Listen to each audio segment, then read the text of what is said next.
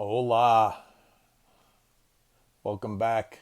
This is the third addition to the series that I've been uploading to my YouTube channel, sharing on Facebook as well about my healing journey. I had to take a video from here in the background. These are the mountains here in the state of Oaxaca. I'm up in an area called San Jose del Pacifico. It's actually very much known for its magic mushrooms. So I figured this was a good installment, considering I stepped into that space last night. And I wanted to share not only my experience then, but share some context of where I've been in that journey.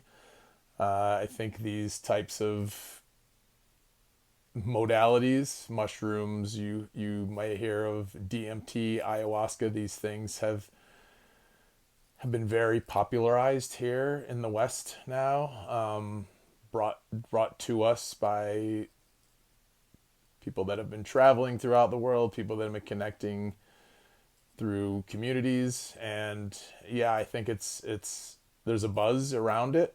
Not to say people haven't been doing this for millennia, but I think from an American standpoint and what I've seen from how I was raised, many of those substances were not used to enlighten. They are used to I don't know, in my experience, just to get messed up. And that is part of what I want to share. So, briefly begin starting by my journey yesterday. Well, again, providing some context, I've been sober now, uh, 7 years in February, and a part of that too is not only sobriety from alcohol, but even I've stepped away from any marijuana use.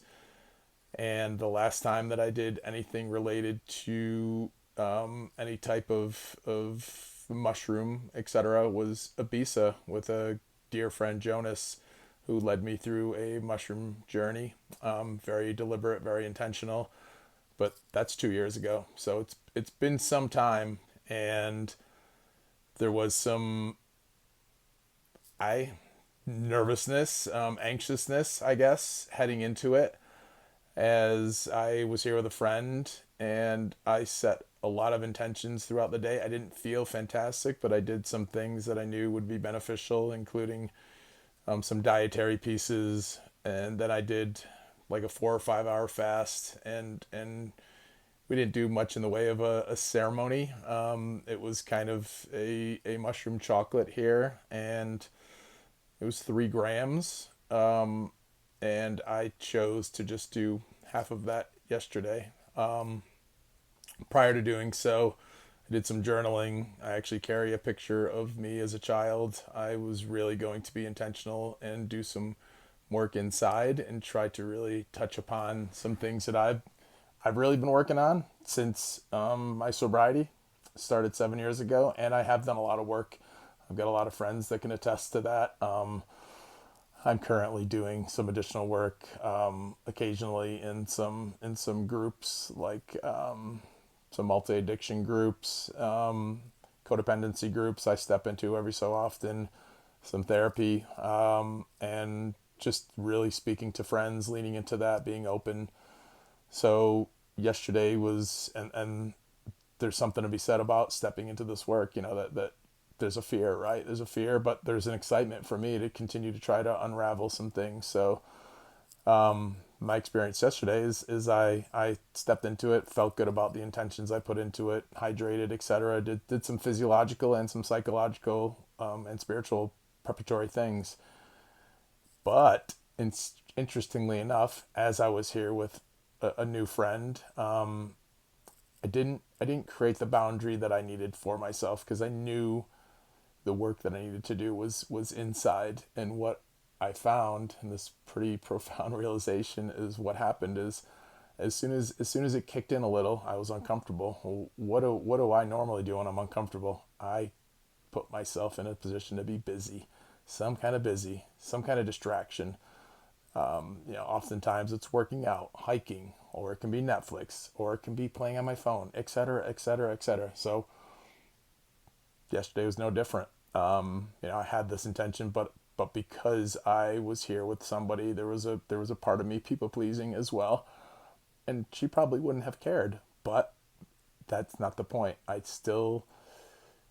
She wanted to go and check out this place. I started moving. I started, shaking off the discomfort a little, and feeling normal, so to speak, because I was doing the things that I know that kept me busy, kept me away from the discomfort.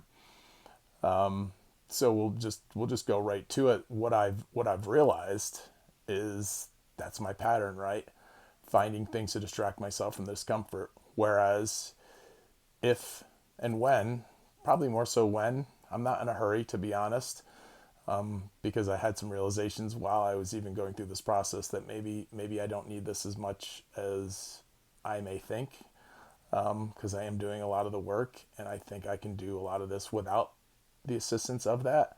I'm not saying there's not a benefit to it, but at this stage, right where I'm at right now, I'm continuing to move in a forward direction. I don't see a lot of obstacles other than myself, but I know that I can slow it down. So back to the if and when, what I will do is I will probably take more, but I will sit in silence in that discomfort. I will not allow myself to go do anything. Maybe possibly add in some light music, have a journal by my side, but close my eyes, lean in, dive into inside of me, because that's where the work needs to be done. The external circumstance, the external validation, the external gratification, that's been a part of my victimhood for as long as I can remember. Finding validation outside of myself, finding comfort outside of myself. None of those answers are out there. They never ever will be. It's inside. I know this, but I continue to be resistant to that. But yesterday allowed me to remind myself, you gotta sit in, and these are things that I've been told, and I know it's the intellectual piece, and I feel closer to it now. Though I feel like I'm moving more in that direction now, more aligned with that, creating more boundaries for myself. So now, for context, in the beginning, let's start from the beginning. I can't even recall the first time that I ever experienced anything outside of being just a normal child without the interaction of drugs or alcohol. But I'd say earliest 15, maybe 14. I don't even think it was 14. Maybe, possibly 14. But I think it was more closer to 15 that I really stepped into drugs, marijuana, and alcohol. So 15, let's call it 14 and a half to around 18, 19 when I went to college. So it was mainly marijuana, the occasional alcohol. I hated beer when I was young. I did a lot of the other crappy liquor, wine coolers, all that garbage. Never liked any of it, to be completely honest. Got to college, started experimenting a little more harder in a lot of things. That's when I started experimenting with a little bit of cigarettes, a lot more alcohol, started to make myself like beer, a lot of marijuana, stepped into LSD, mushrooms. I mean, there was times that as I got into my fraternity, I would smoke a bunch of weed, I would take mushrooms at my dorm room, drink a bunch, get to fraternity, people would be like, oh, we're doing acid. I'd take some acid, drink more. There was no limitations. There was no understanding of what it is I was trying to explore, other than just to be disconnected from myself. And that version of me continued for the next, in total, 20, 25 years of using some kind of substance. Other harder substances made their way into my life at certain stages, but none of them ever gave me any satisfaction, gratification. I mean, there were fun times with alcohol for sure. There were fun times with marijuana for sure. Fun, but were they enlightening? Were they rewarding? Were they enriching? Probably not. There's shared memories with some people. They're, again, recalling some fun times, and very few compared to the destruction that unfolded from those habits and those patterns. So, you know, feeling through that and going through that experience prompts me to be very cautious when I step into these spaces of using. I haven't even considered the ayahuasca journey or any of that. I just still feel, I feel uncomfortable using any, you know, people claim plant, well, alcohol and what have you. They all come from something from the earth, right? So there's there's validation in some way, shape, or form for anything that you want to use to enlighten yourself or enrich yourself or allow yourself to be feel differently so you can explore different parts of your body. I think we can find that in nature. I think we can find that in cold therapy, heat therapy, breath work, meditation, a lot of things, talk therapy. There's a lot of modalities out there that I'm realizing that I have briefly stepped into, but even like silent retreats, etc., things like that could really create profound shifts in us as well. It's it's it's something I'm continuing to go through. This is why I'm sharing part of my healing story, my healing journey. Those who are looking for answers in these modalities, I would implore you to really sit with yourself first and really feel through what your connection is to yourself and what your connection is to any of these other substances.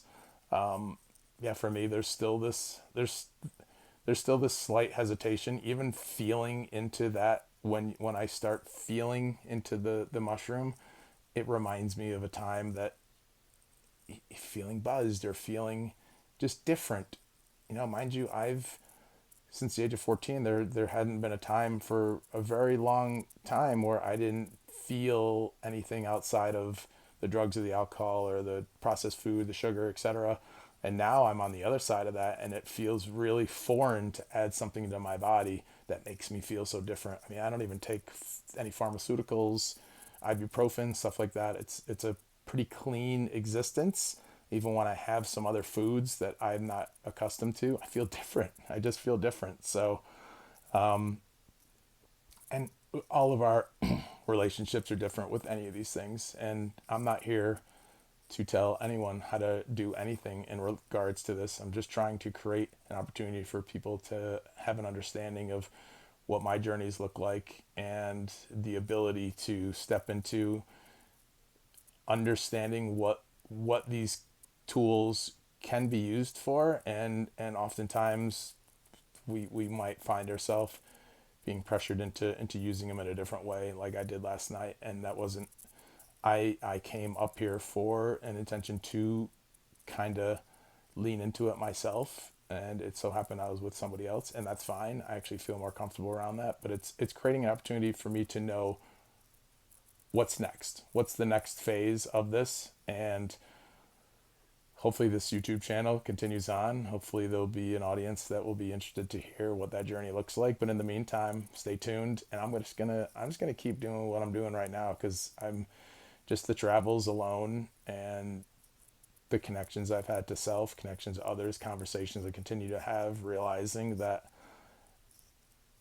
yeah, I'm pretty grateful about where I'm at in my life and being able to have these conversations with you all and share this on a platform that, you know, maybe two people listen to this, maybe 20, maybe 100, maybe it gets some momentum where what I'm really seeking is finding like-minded folks, building a community all over the world, building a space where we can all go and share in this journey together. So I'm going to leave it off there. I would love any feedback, any comments, share stories, message me privately. First and foremost, be kind to yourself. Understand that, there is no wrong choice. There's just a choice. And then it's up to you to figure out what that choice is going to do for you and your life, and how it's going to, bring enrichment to your life. Because why do anything that's going to bring destruction? Some things may, but understand that it wasn't an intention. You don't want to do that. Most people don't want to do that. That's what addiction is, right? Addiction is when we lean into those things. It leaves a path of chaos. So If you're watching this, please share this. Please help me to build this YouTube channel, this network.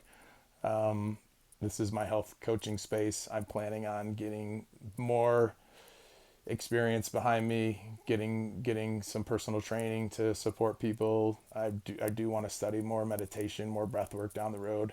I just want to create an opportunity to, when somebody does connect with me, to be able to share all these beautiful tools to help them on their journey, and to put in context our relationship here. I only know, I've met a lot of people throughout the world now, and I know a lot of people have a strained relationship when it comes to drug, alcohol, food, sex, gambling, etc. All these things weave into our life, and oftentimes we think we have control over them, or we try to get control, and then we say, "Oh, I can bring this back in." But my relationship, even just, it's, plant medicine. It's still something that is changing your biochemistry, and even if you have beautiful intentions and a past that maybe is still not super resolved, it might not lead into great things for you. Those are my only thoughts. So I appreciate all you showing up, listening, man. I wish you were all here to experience this beauty. I get to go down to the beach, back to the beach. All in all, I'll probably be in Mexico shy of 2 months, and it's been a beautiful experience. Sunshine, grounding, ocean, mountains, meeting the people, immersing, learning the language, continuing to just explore myself and all those around me, and share experiences and stories. So much love to you. Be good. Just know, again, everything's a choice.